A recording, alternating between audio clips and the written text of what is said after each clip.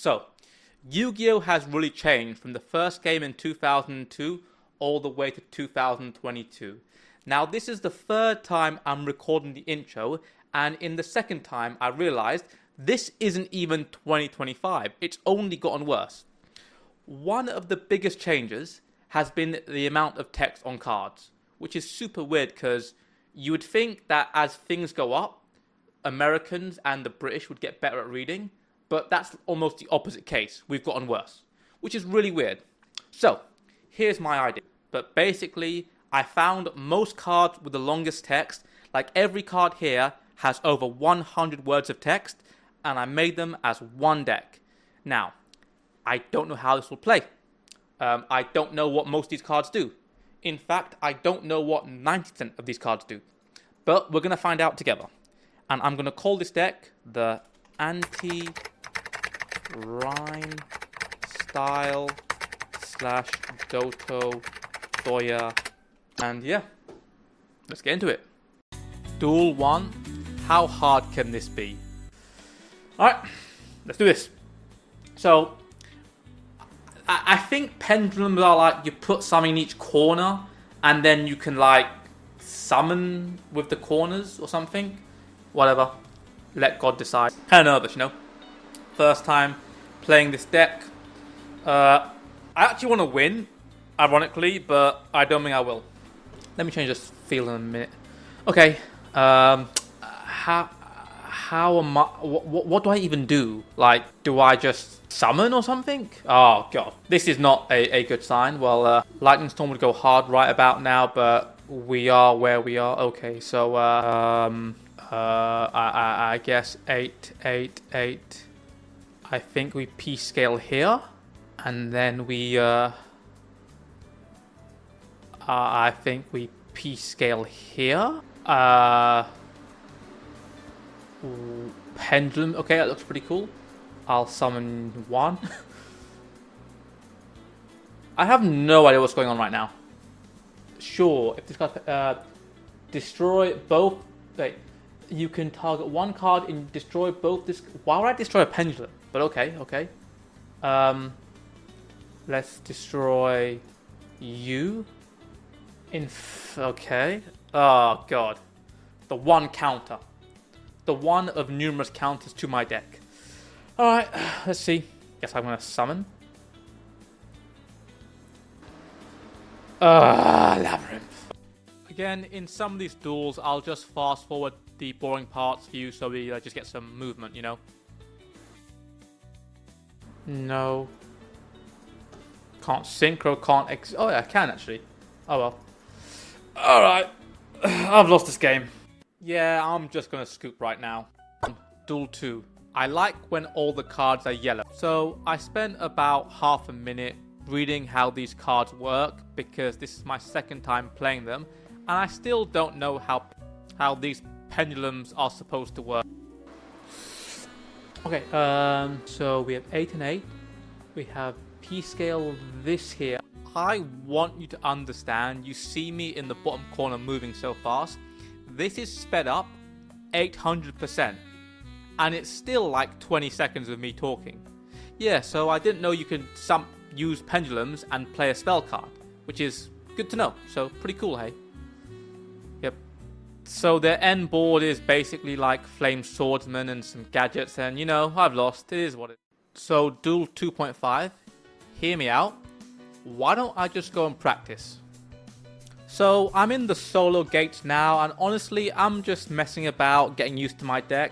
You know, kind of in a situation where there's not as much pressure as a real duelist.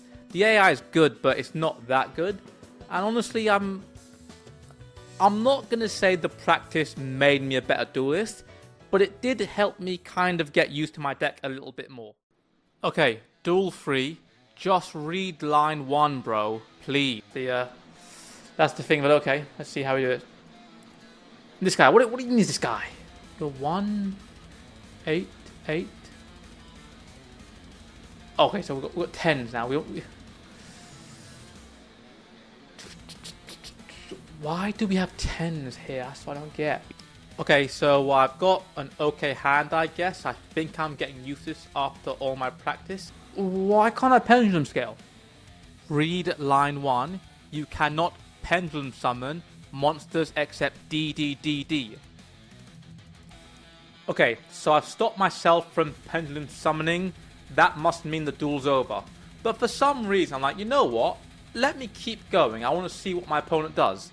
And honestly, you'd be surprised. Like, I managed to fight my way. Well, actually, they played poorly. Their deck was a bad matchup versus my deck. But I keep going. I'm like, honestly, you know what? This might actually happen because they keep halving their life points. And I feel like I can win, but honestly, they must have some kind of gimmick of why I play this deck. And then I work out what their gimmick is. So, yeah. Close.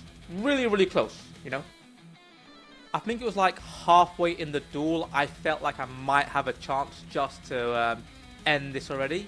But then yeah, they had a way to protect Sprite Elf. That forced me to attack, what's his name? The ghost guy, the graveyard person. Eldritch, yes.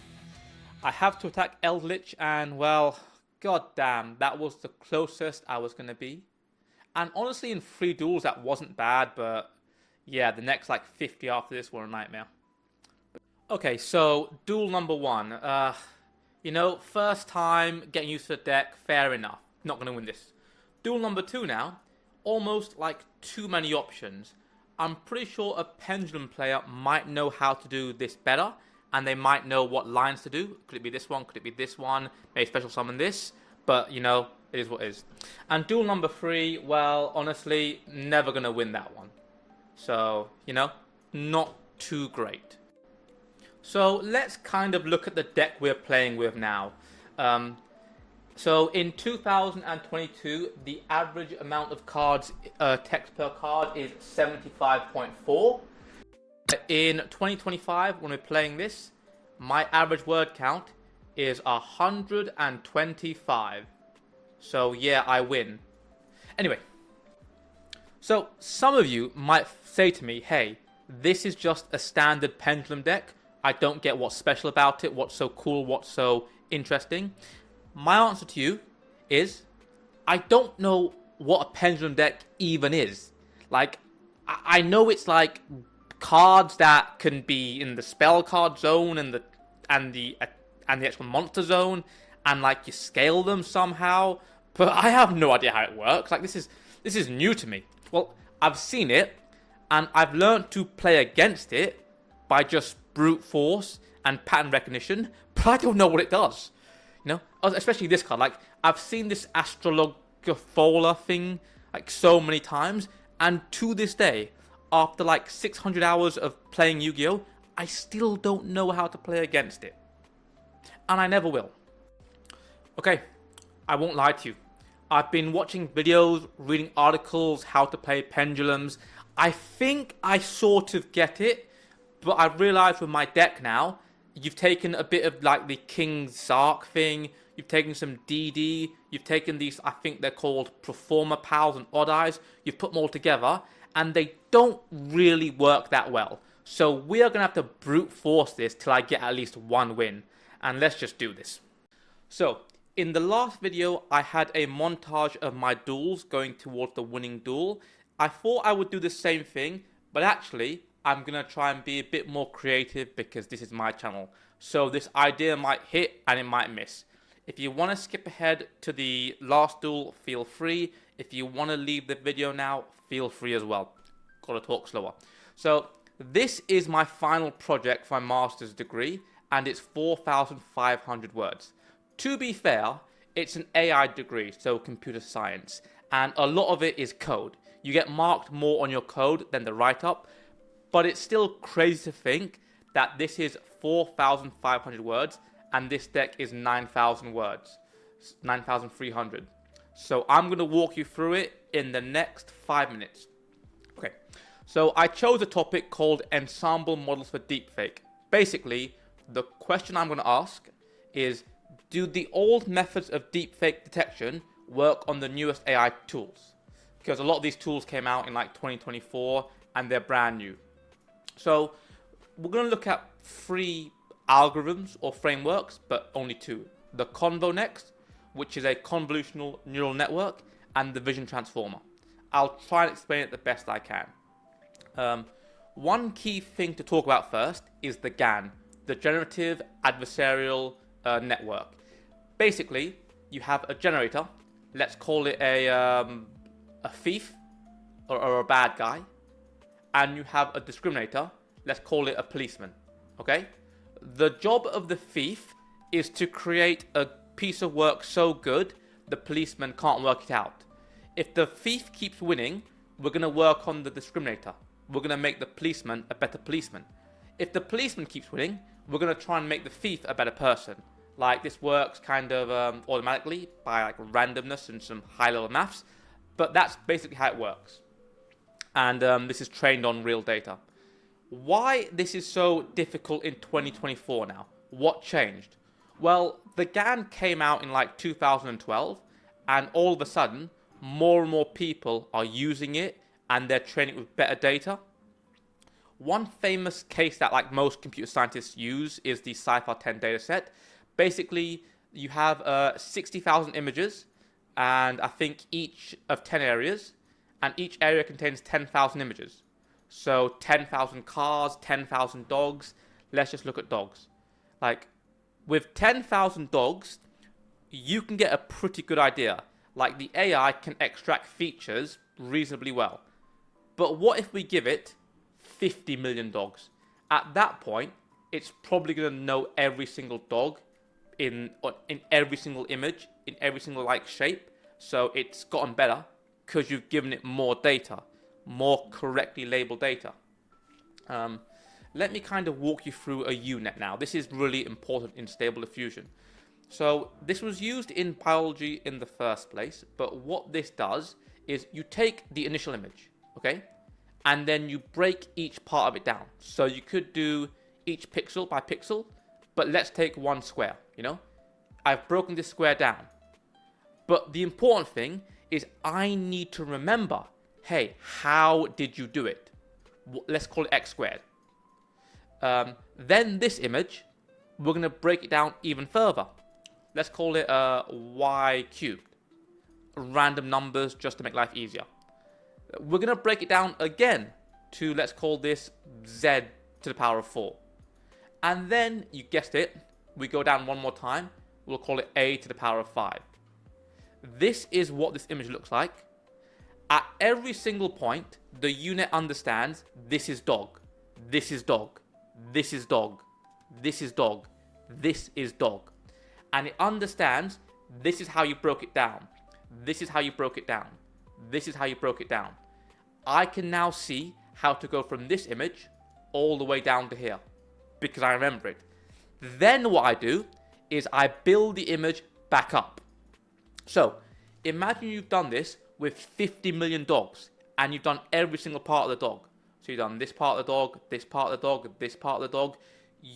The AI or the Stable Diffusion will understand when you tell me, hey, make a dog, make a tree, make a dog chasing a ball with a tree in the background. It understands what a tree is. It understands what a dog is. It understands what a ball is. To be fair, it understands what a human thinks a dog is. There is a distinction there. And then it just makes an image because it's done all that stuff before. Okay, so here is an image I've made right now of a human face because my project looked at human faces. This is 1024 by 1024, quite big, 1,000,000 pixels.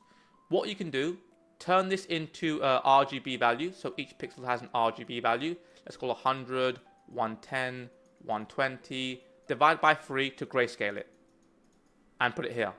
Then we decide how big our row is going to be. Is it going to be a big row like this? Is it going to be a little row like this? Who knows? Big row, little row. And then you just kind of work out where the edges are. So you have your rows here. If you have 100, 110, 108, and then you have 206. So if you have an image like this, and there's a big difference, you've kind of hopefully detected an edge. And you can use that really well to kind of get new images. Here's an example of maths, you know, and here's a sliding window. So you go across here, you take the first three values, one value. You take the next three values, second value, next three values, third value. You can transform it as much as you need to, you know.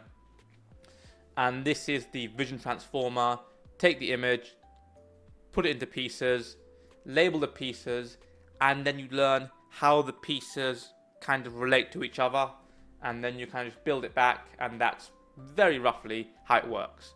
So what I did was I just combined convo next, which is the thing up here, sliding window to get values, to change it into like the boundaries and test it, and combined vision transformer, which is this, to kind of say, okay, is the image real or fake?